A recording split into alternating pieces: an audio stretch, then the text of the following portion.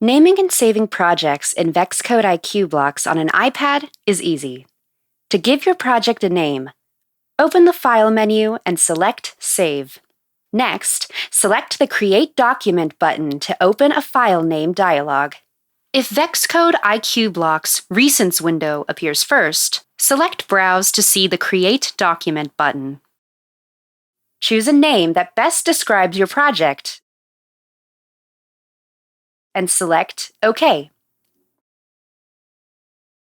You can also save your project by selecting the project name in the toolbar. This will allow you to rename your project as well. Once your project is initially saved, VEX Code IQ blocks will keep your project saved at all times. If you forget to save before opening or creating a different project, VEX Code IQ blocks will ask you if you would like to save before you move on to your different projects. You can also discard your unsaved project if you do not wish to save.